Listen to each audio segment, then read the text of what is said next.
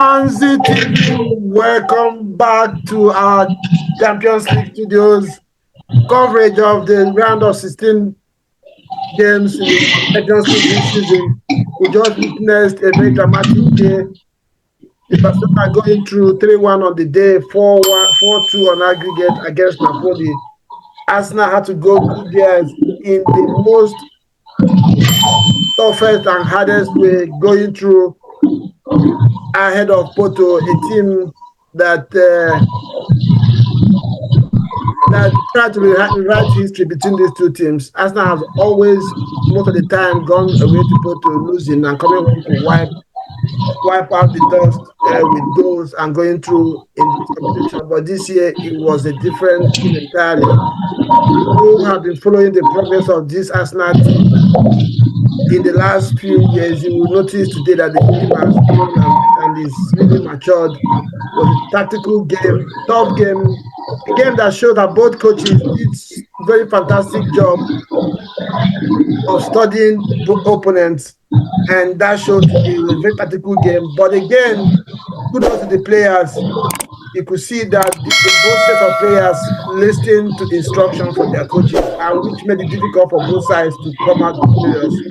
Arsenal managed to get one goal in this game through a very mercurial and incisive and intelligent creation of Odegaard with a sumptuous trademark close-out finish to get a goal for the game, which made sure that this game ended at a 1-1 aggregate, going to extra time, and of course on penalties, David Raya won the game for Arsenal, 7-2 penalties on the Porto side. Yes, it's a good day for Arsenal, a good day for Mikel Arteta, a good day for the players. Maturity is showing in the team right now. You could see it if you watch this game. You could see that Arsenal and these players are growing. 14 years ago was the last time Arsenal progressed at this stage in Champions League. Arteta has broken history and pushed this club and this team forward.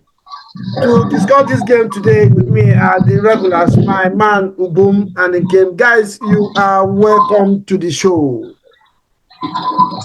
Thanks, Reggie. It's a pleasure to be on Transit TV. It's 30 minutes after the game has ended, and my heart is just starting to return to the normal beat. It was a very intense game. I'm happy to be here. Okay, all right. Welcome to the show. Thank you, brother. I think anybody that associates with Arsenal should be, wherever you are in the world today, should find a bottle of water, because water is good for life.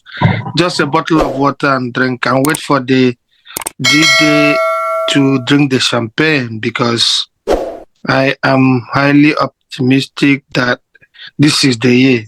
It can't be more than this. Thank you, brother. Good to see you, bro. Chama of the Most High. Reggie, things happened to me. I was outside until 12 midnight. Thank you. I was yelling. Thank you for always being there for the cause. I know it's midnight in Nigeria right now, and you still keep your date with our fans. Thank you. We appreciate you. Good to see you back on the show. Thank you. Yes, where do we start? Ugu, let me start with you. I hope your heartbeat is normal now. Yes. My heartbeat is normal now. My heart was racing like crazy about 30 minutes ago. That penalty shootout was hard for me to watch, but I had to summon up all my composure to try and just take it in and just watch how the game went. And for the penalty shootout, I must really commend the Arsenal guys and their penalty kicking, the technique and the composure, how would I put it now, the level of intensity that they applied to taking their kicks. It was so good. And, that's why we are where we are now, combined with Raya's saves. I enjoyed the game. I don't know. My general impression of the game that Let me ask you, Ugo. Porto are a very difficult. Let me start with you, Ugo. You know, at the end of the season, before last season, Arteta came out and said it's time for Arsenal to begin to add experience into the squad. I watched this game today. I'm looking at Kai Havertz, I'm looking at Gabriel Jesus, I'm looking at Zinchenko, I'm looking at Jorginho and David Raya. All these players are 24, 25 years and above. I can go on and say what these guys are brought into this team. I don't know what you saw today in regards to these players, especially Kai Havertz.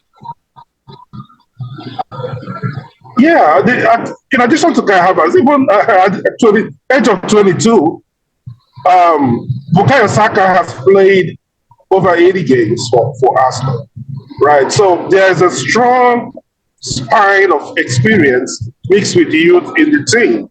Do you want to talk about Declan Rice? Remember, Declan Rice just won a European Cup last season. That was major experience that was needed today to help push the team through. So, all the guys you mentioned, credit goes to each and every one of them.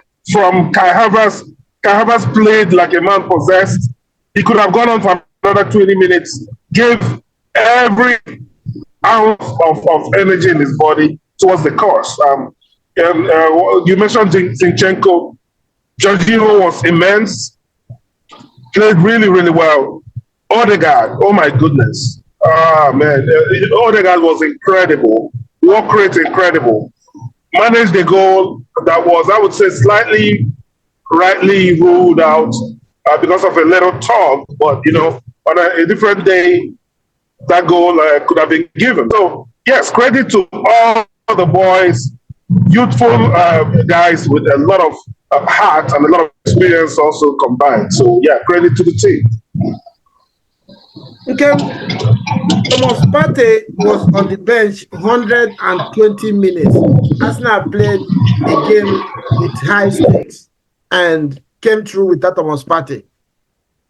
Does that tell us how far this team has gone? Talk us through that, because if it was in the past, I'm sure Partey would have somehow been pushed into this game. But Arsenal came through this game. Partey was on the bench. At no point in time I don't think I even saw him warm up at any time. Arteta didn't look his way, and this team managed to still go through in a very high game, with stakes that a lot of stuff was dependent on it today. So, what do you make of that? I think before we even talk about Partey, I noticed something after the game. Before the penalties, I saw Fabio Vieira walking out of the pitch to the tunnel, like angrily. I noticed it and I said, what is he up to? You want to replace who at this game? Anyway, that is by the way. Thomas Partey, to me, to be honest, he's our brother, our African brother. But the truth is, as a businessman, you invest money to make profit. Unfortunately, it's not been working for him. He's a very fantastic player. But injury, you can't set the team up with injury. Because you see, Shevchenko is because this guy needed him, because that's what interrupts a team. He continued with the winning team despite all odds. But then I think we will be able to go without Thomas Partey, and I'm thinking in my mind, I don't know. I think they are trying to replace him. That's the bitter truth. And if it happens, we shouldn't blame Arteta, because for you to do a very good job in this business, from what I found out now, as a coach, you have to take some drastic decisions. They're ruthless. For you to get it right. Because the three of them in the midfield, Rice, Jorginho, and Odegaard. They've had this pattern for how many matches now? So bringing in Partey would only bring bad blood in the team. It will also tell Joio to say, oh, despite all I'm doing. So I think Arteta is good in managing this crisis, and it's not crisis. I told you that last time that it's going to be a good problem for us now to have all these guys back. See, Tomiyasu was on the bench warming up for nothing, you know. So it's good we have those people, and I like what he did when he removed Jorginho, and this guy now. I have it drop in the I thought midfield and then was right. gonna thought he was gonna bring in Partey, to be honest. But when I now saw how he brought up, because Rice is giving the guy covered. I don't know how they measure that thing. He covered every side of that pitch today. You know, Ben White. We keep forgetting that Ben White of a guy. I don't even know if he's a defender, a midfielder, a winger. At a point, I saw him at the left wing side going to take ball from Kiwo. I said, what is this guy doing? You see that at this point now, when I tell people this is the time Arsenal is going to take this trophy, people don't understand. I've watched them. You see, they needed it more. The hunger is there. The desire is there, unlike before. Before at 1-1, penalty. And that is another thing, because I listened to Saka's interview now. He said they've been practicing for penalty, not for this match. Yeah, it's something that from summer. That from summer. That do now. If you remember all the preseason games, Arteta insisted that they play penalty at the end of all the game. Against Barcelona, they play penalty. Against Manchester United, they did. All the preseason games, Arteta, that was part of the agreement with all those friendlies. After the game, there was going to be a penalty shootout. And he's showing off. And Arsenal has not lost penalty shootout for a very long time now, even before Arteta came in. So it's been a very good heritage for the club. So the way they were playing, taking the penalties, you know that they were really ready for it. They prepared for it. And to God be the glory. Raya came up. The first save was good and was luck. And you know, when the football, they say God of football. And when it's with you, everything works in a very good way. Yeah. Thomas, let's bring you in. You know, I was watching at the end of the match, I was thinking about something. I said, now I see the reason why coaches like Mourinho has won this competition about three times with different clubs, and Wenger, with all the beautiful football, could not win it. This game today, you know, epitomizes that fact. And why do I say that? I want to find out if you agree with me. When you finish, I'm going to attack you on that. Then please. Okay, go on, but then please give Wenger his due props. I don't know how this will mean Wenger is a I'm looking at the game today. You could see that Porto did not come to win. They came to defend, maybe hit Arsenal on the counter and try to, and they played dirty. At any instance, they go to the ground. At any instance, they kick Arsenal players. It was just a stop and start kind of football. And you could see that Arsenal prepared for that. We played dirty. We were ready for it. Our temperament was calm. And, at no point in time did the players lose their head. In the past, I've told us now for over 20 years to 30 years now. Before, especially during Wenger, as much as I love Wenger, our players wouldn't have been ready for this kind of game. Most of the time, we lose this kind of games because we believe in playing our decent and entertaining football. And most of the time, it doesn't work that way. You could see that at some point, we had a free kick. Our defense line stayed back. Because which means we respect that these people, as long as they are not playing to score, they also have danger against us. So I believe that Arteta has a mix of Wenger, Pep Guardiola, and his own in this team.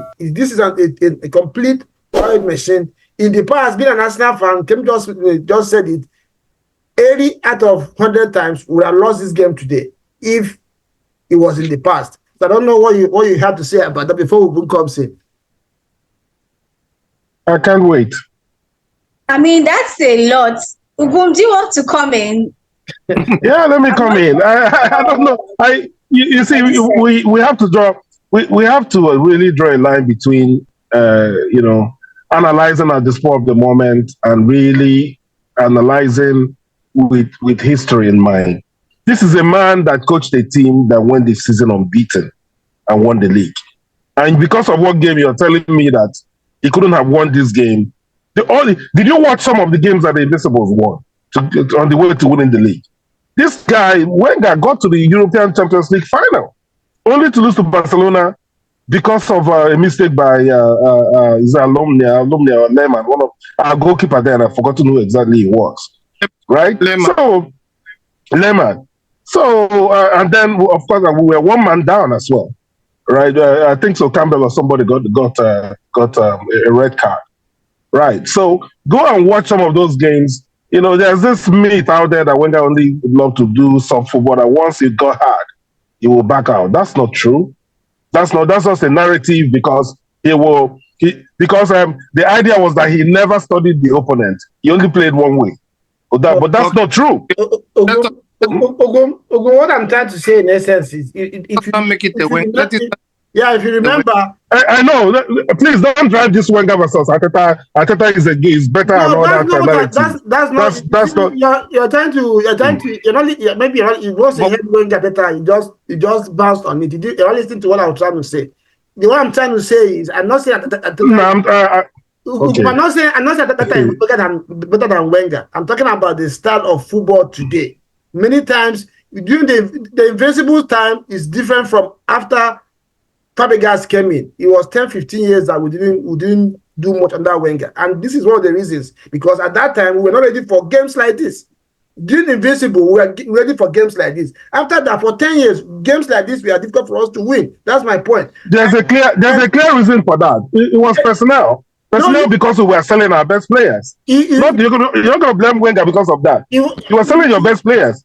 Now Arsenal are investing in the squad and buying top-level players like I said, Rice. If you listen to what I'm saying, I didn't blame Wenger. I'm talking about the style of play, the mentality, and the way we approach the game. I'm not talking about... Indirectly, you blamed Wenger by saying that he couldn't have won this kind of game. Yes, because he's not adaptable. The way we were playing. And if you say he played final of Champions League, why is Pochettino being rated the way he's rated? He didn't win it. That's the point. If you remember, Mourinho won this Champions League in Inter Milan at a very difficult circumstance with games like this. That's what I'm trying to say. When it gets to these types of games, that's the way you approach them. You don't approach them the same way you play. And this happened to Pep as well in Man City.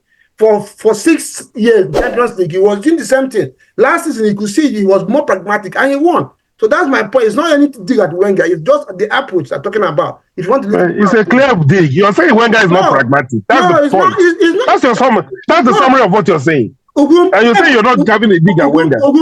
Pep did the same thing for 6 years in Man City. He didn't win, and people were saying it. Last season he changed it and he won. So it's not about dig. It's about black and white. It's black and white. Yeah, Pep had the same problem in Champions League with Man City.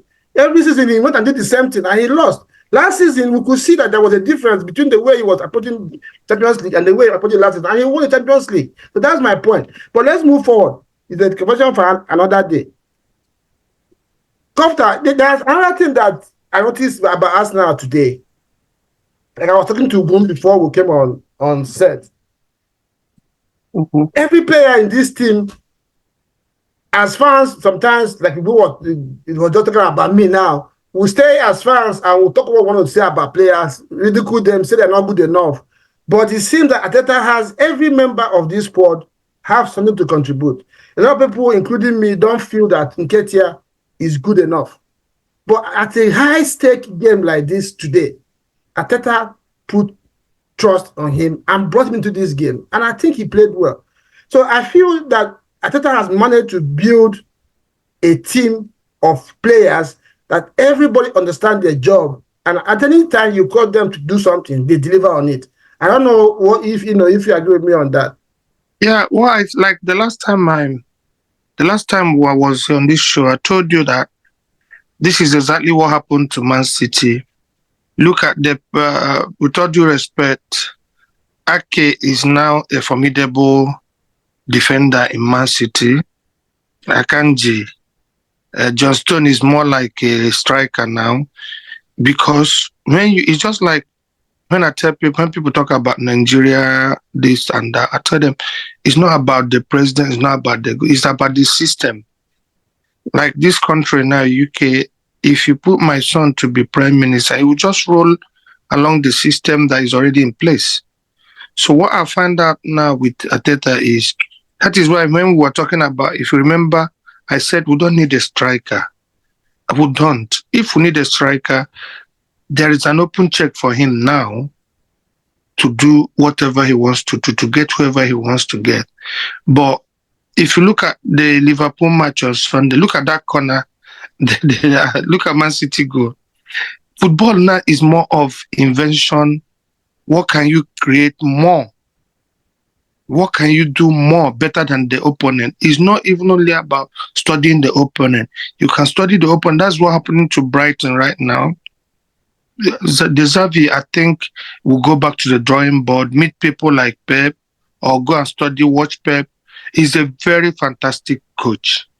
But what's happening to him now is, like what we discussed, he plays that formation, study the other opponent, but that extra, there's this extra Pep will give you. There's this extra Arteta will give these boys. Like what you talked about, sometimes I listen to some pundits, they talk about Nketiah. I said, there is something that made this guy to give him this number 14. It's not a fluke. For me, at first, I wasn't his fan. I didn't understand it. I wasn't his fan, you know.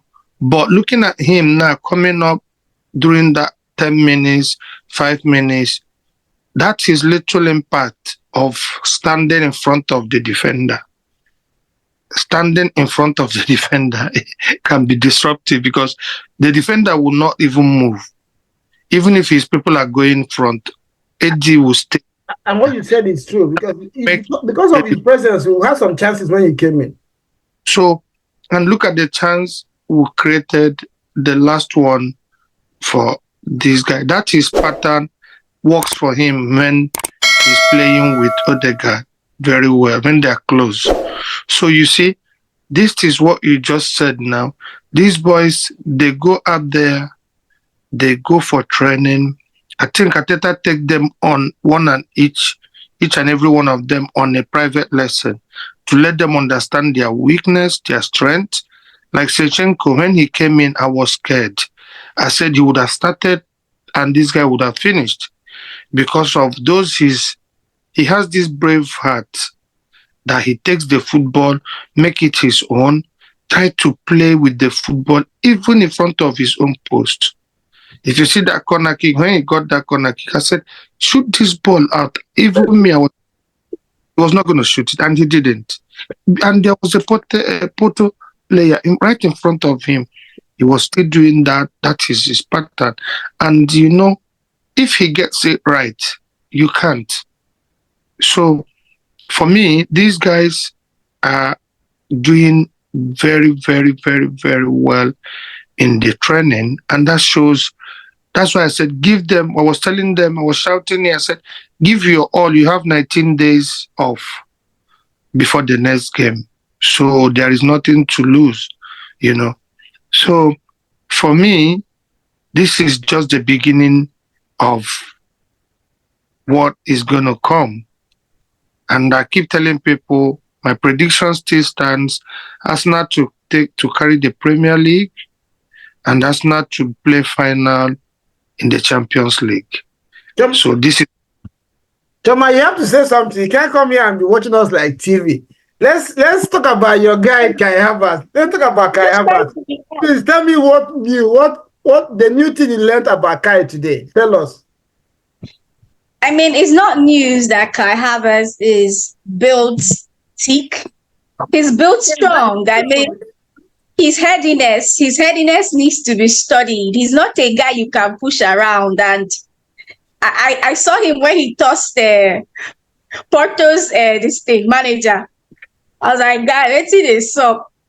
How far now? He's not our problem. because the guy was, he was in his play, so he needed to take the guy out. Well, this game was intense. That's why I haven't said anything. I'm still trying to recover. Yeah, it was, Intense for me, and I was outside, so I wasn't even at home watching it. So it was just too intense. It was crazy, but just like what we're just talking about. I think there's the beauty of having the squad depth, yeah. Inside it, you can find any kind of fruit you want to have. Speaking of Eddie Nketiah, I love him. I don't care what anybody thinks. Eddie is an Arsenal player until he's not. All these guys, that's why we're called Arsenal. You need to have every shade of, weapon. At any time, you need to go for war. Do you understand? But for me now, what I'm thinking might be a challenge, but it's going to be a beautiful challenge, is watching Arteta learn how to use these guys appropriately. Like he needs to know when to bring out this particular weapon. And I think he's not doing badly, if you ask me. At all. Because when he brought Gabriel Jesus, yeah, it was like the dynamics just changed. Everybody was changed. It was a different dynamic.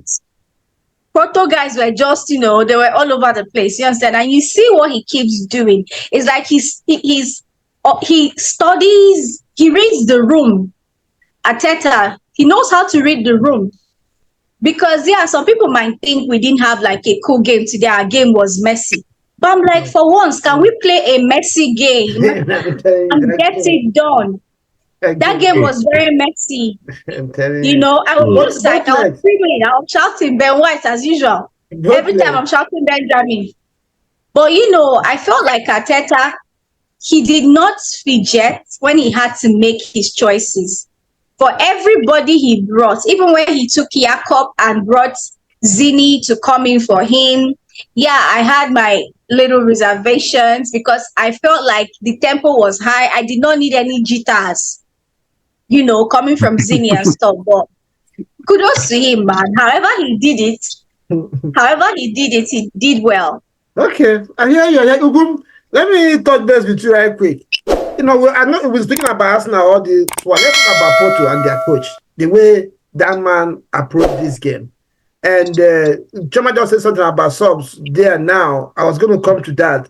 Arteta's substitution in this game was astute. And Arsenal was on the rise. The traditional response would have gotten from Porto would have been to bring a more defensive reinforcement, being that they approached the game as we don't want to lose penalties. But the guy responded with an attacking substitution immediately. So how did you enjoy this tactical battle between these two coaches? From Porto's. My goodness gracious. My goodness. I mean, the EPL right now, if they are smart, any smart club should go after this Porto coach. He is a very, very good coach. Very good coach, right? The likes of Liverpool after club leaves. I mean, nobody's mentioning this Porto guy. Man, I would go after him right away. The man is very astute. From the first game started, I watched for the first 15 minutes. I'm like, this thing is properly coached, right? And yesterday during his interview, he said, we're not scared of Arsenal. Man, my heart started beating because I just knew that this guy would prepare this team properly for this game today. Right. So when the game started, it was clear. He had done his homework, trusted his players to go one-on-one. They tidied up all the spaces, got a 41-year-old Pepe playing like the man of the match. Right. So you could see his game plan was tight. They had worked on it. And then he had very dependable players. From Otavio, that he used as the main outlet for passes. The guy could really pass out of the back, use them multiple times to create. Then they had Pepe. Man, Pepe would accelerate. That's another very good player that I think should probably will head to the EPL next season, right? Okay, the younger one. Yeah, the younger Pepe, not the old one. Yeah, no, the younger one that played in the midfield. Yeah. Very brilliant player, right? And Consecao, their their left-footed right winger, diminutive guy, with a lot of force. So yes, I rate their coach really highly. I think he really prepared his team very well. They played really well. 50, always the penalties are always a lottery. I think they should keep their heads held high because they matched us now pound for pound and could have won this game on a luckier day for them through penalties, just like Arsenal won through penalties. Yeah, I hear you. I really have a massive respect for the coach and his player, the way they approach this game. Though, yes, they did their homework very well, more in a defensive perspective, because I think maybe in his mind, he feels that going toe-to-toe in an expansive way against Arsenal will hurt the team. So what he did was go toe-to-toe, but at the defensive minded, then we'll try to hit them on the counter. And they did that very well today. But the only thing that Arsenal escaped, like you said, there is luck and there is element of growth and maturity in the team, kind of, because before they would have lost their head, and things would have gone south. But you could see that the players, there was something that you said in the last episode that we had about Man City, about them being stubborn, repeating the same thing over and over and over and over until they were there. So Arsenal players were just on it the same way, kept their head cool and kept going. Like Choma mentioned, every now and then, Arteta brings in one substitution, change the dimension. 2 minutes, this guy will just catch it and adjust his team. Everything, it was just a massacre of a game today. If you don't know can I mention two things? Sorry, two things that I noticed about Arsenal today that I was very impressed with. One of them you just mentioned. One of them was being methodical. I mean, when Arteta joined our club, we saw that playing out of the back was a major problem. It was a risk. We had our hearts in our mouths all the time playing out of the back. Now, Gabriel, Saliba, Ben White, Raya, Jorginho, Kivio, Ben White. Man, the way that these guys do this thing it's like second nature to them. They don't really bother anymore. You see, once Raya gets the ball, I'm like, somebody approaches. It usually is either Declan Rice, Jorginho, or Odegaard. Odegaard sometimes. He touches the ball to them. The next thing that they swing it to the fullback, either left or right. I saw it happen over and over and over, and I see that if we were not strong in that area in carrying the ball like that, Porto had a plan that could have disrupted that flow, that could have spoiled that pattern, but they couldn't get close because Arsenal had gotten used to it. That's my first point. Second point was, I think there was a slight tweak in Havertz. Havertz was a very key player today. Havertz. And I saw Jesus do the same thing when he came in. Typically, Jesus doesn't do that. That is drop almost close to the center backs when we were out of possession. Drop almost close to them and overload the midfield and they win possession back and move again. Havertz did it multiple times, back and forth throughout the game. And when Jesus came in, there was a counter that was going for Porto that I saw some space. The next thing was Jesus ran back and filled that space and won that possession back. That was very impressive. Yeah, I hear you, and that's the team has. Let me bring you in. Let's touch an aspect. I have a very huge reservation about the referee today. I don't know if you saw what I saw. I think the referee was awful. I don't know if you agree with me or. No, I disagree with you. You know why? Mm-hmm. I'm this kind of person, and I look at football from a different perspective, because if you had done what you're supposed to do, you will not even remember the referee. That's how I say it. The referee, looking at him, like what I said about the coaches, you see, the kind of person you are, when you address people, it reflects in everything you do in life. If you're a sluggish person, your nature is that way, I don't blame you, because that's how you are. Because the referee is that kind of person that he's that person, like if he's in the primary school football, if you shout if the parents shout from outside, he will change his mind.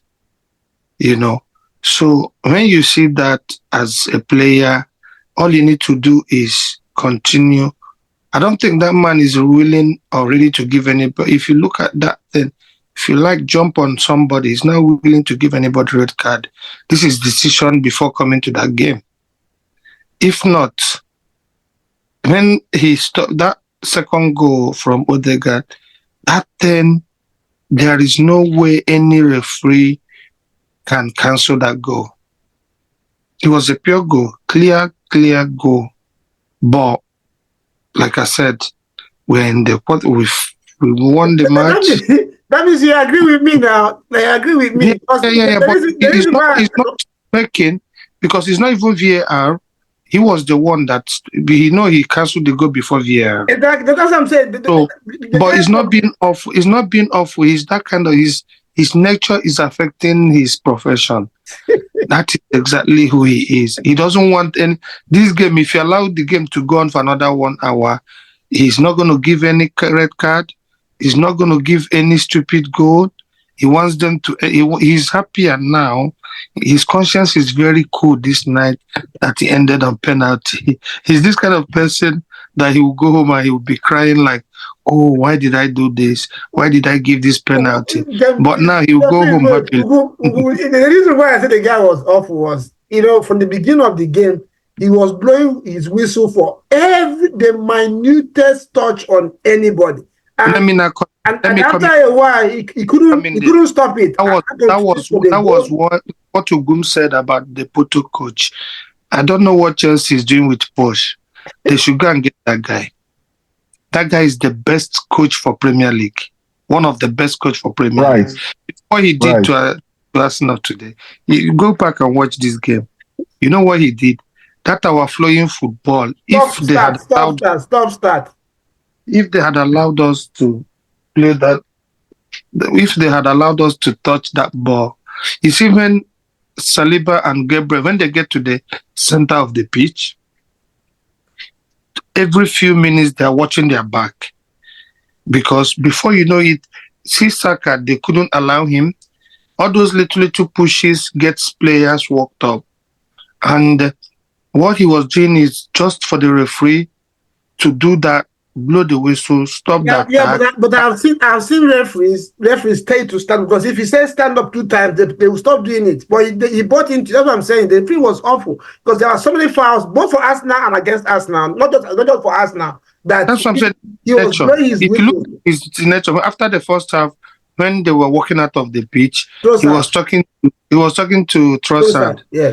He was explaining something to him, and Trossard was looking at him like, what are you talking about? The guy just did like this and walked away. Let me ask you, I don't know if you want to say something about the referee before we go to the next question.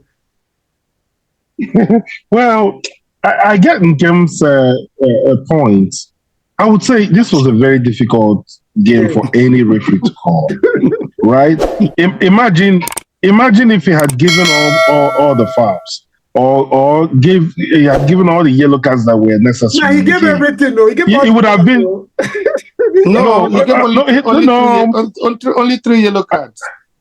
Yes, at the point he stopped. Right, at the point, even when there were blatant yellow card offenses, he waved it off because, at that point he was like, okay, if I start giving these yellow cards, I'm going to spoil this game. No, I mean, calling on VAR. Forget about the car. I mean, he called every touch he called. There was one that one Porto player just stopped. He barely touched him. He blew his whistle. I'm like, bro, can we play this football? Can we play this game?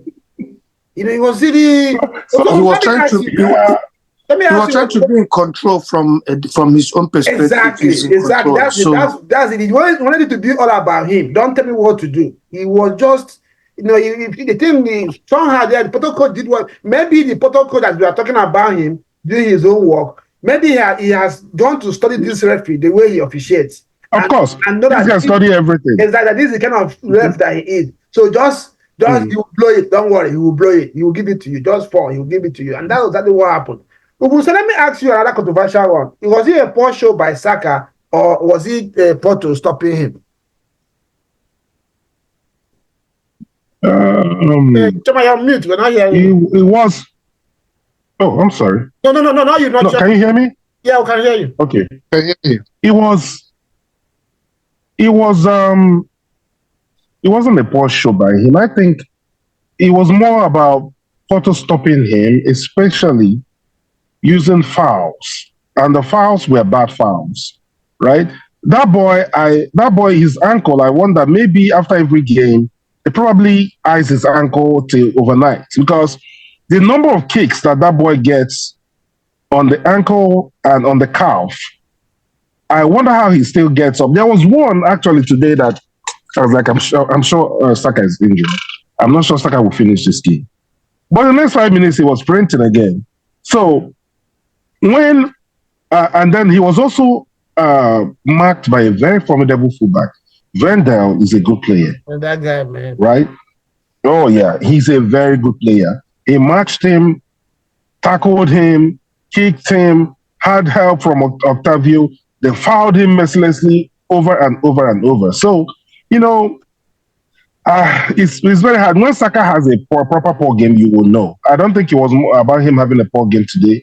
I think he was a target today, and they managed to nullify him because when even with that nullifying, he still had opportunities to either cross or he got his crosses wrong a couple of times, got his shots right, but they just were not. The goalkeeper was able to save them. One of them, the goalkeeper parried that Kai could have finished.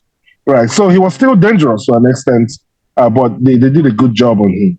Chairman, poor show by Saka. Do you agree with him or did they stop him? Apollo did a good job. Which poor show? Anybody that is calling for poor show should play how many games in one season and see how poor they will be. I beg. Saka, I think we established that this season, by the way. Yeah. We knew that defenders were not going to give him the breathing space they gave him last season because he's going to see that guy is built to be a menace to any team. And these guys have sat down and they have reflected and told themselves that all of them are sharing the same WhatsApp group, all the defenders, whether in Champions League or Premier League. The topic is stopping Saka. Yes, let me ask you one question. I think it was 2 or 3 summers ago.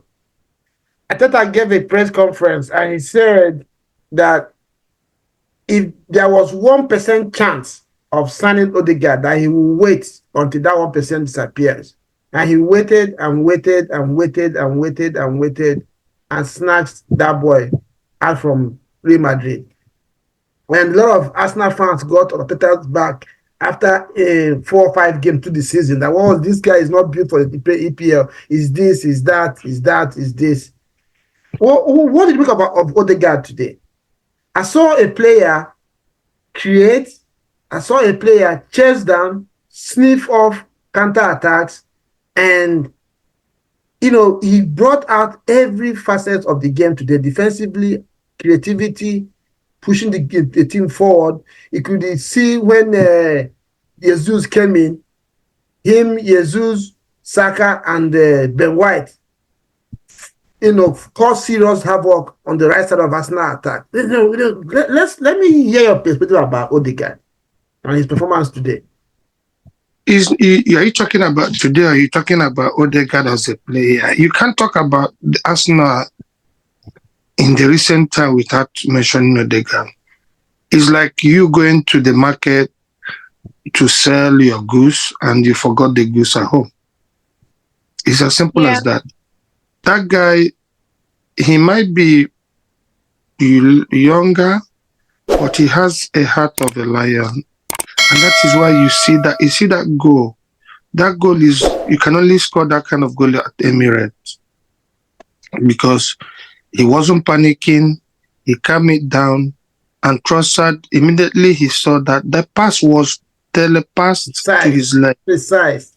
So when you have a player like that, like what you say, you see, one thing with we fans, especially some fanatics, let me use that word, because they don't want to allow it to cook, to boil. They want it already made. So, but when you see, that's why I tell people, the good coaches will insist on that thing, like Kai, like Odegaard, like Saliba, like Gabriel. If you look at all the whole players in that squad, when Janio came, people were like J5 from Chelsea. Why? So everybody, but the fans, once you start performing, trust me, the fans will be behind you. Anybody, for him to be the captain, there is that role, because if you remember during the time of Unai, there was this problem about captain, no captain, Saka, Granit Xhaka, Oba, everything was not in order. But this guy came in, know that I'm going to build this team around this guy. And if you look at him, that is what, even people were talking about, he would be after the AFCON. They were expecting him to be that person that runs the show. Odegaard doesn't have a particular, I don't know his position in that team, to be honest. I don't know, because if the keeper wants to play out the ball from the back, you see him in front of the keeper. Before the ball will get to where Saka is, you will see him and Ben White on that right angle. And sometimes if the camera shows the game off action, you will see him directing. He's coaching the players on the pitch. Like when they were throwing, Kiwo was going to throw that ball that time to him. He placed his eyes and gave him a signal to throw to Kai. So you see that there are some things when they do this training, the coaches see some things that we don't see. And to be honest, when he was going for that penalty, the commentator said, this is what he is built for. Playing from Real Madrid at the age of 15 and watching these boys do these things in his time, he can't afford to miss. That was when he was moving. He can't afford to miss this penalty. Man, look at that. Look at that pen. With ease. He dispatched it with ease. Look at that pen. You will know that he knows what he was going to do. And he always goes first. His only leadership is different. They were interviewing the right. I remember him. They asked him what kind of captain he is. He said he's not too vocal. Like he likes to lead by example. He always goes first. And the captains that I know want to play the last penalty and take the glory, but he always goes first. So guys, there are so much talking point to this one. Tomorrow, after the last games, it will come again, and or maybe on Friday they'll come and look at the fixture. The draw will be done on Friday for the next stage. Congratulations to Arsenal for at last they have gone past the round of 16 for over 14 years. And this is the first time Arsenal will be in the quarterfinal of Champions League, which is a good thing, that's showing that the good omen has come back to the club. Guys, thank you for making at the time. And to be honest, I don't even care who will get in. I don't care whoever it is. We're going to win them. Yeah, because they bring it up. This genes needed to be broken today, and it has been. Bring it up. We're heading to the final. It's a happy night, and thank you very much for stopping by. We'll sit down tomorrow and watch the last game of this round, and then of course wait for the draw coming on Friday. Arsenal has 19, like Nkem mentioned, 19 days break now for the player to go get some rest, just like and get some Dubai breeze, as Choma usually says, and get ready for Man City and go again for the last 10 games of the season. Before now, for so many years, our season always ends around this time. We'll go out of FA Cup, go for Champions League or UEFA, go out of everything and lose momentum in title chase or top 4 chase. But thank goodness, at this time of the season, Arsenal is going for the title and at the same time still in the Champions League, and which is a good thing for the fans. So our viewers, let us know. We have had some heated debate today between me and Ogum. So let's know where you are in some of these debates. Get busy in the comment section and let us know what you... And send in your questions as well for the next show. Thank you guys for stopping by, and good to see you and see you again. Choma, get some sleep. Sorry for keeping you late till this time. Thank you for all you do, your sacrifice for Thursday TV, and may God bless you. Thank you guys. Ugum, enjoy your concert. Bye, bro. Bye.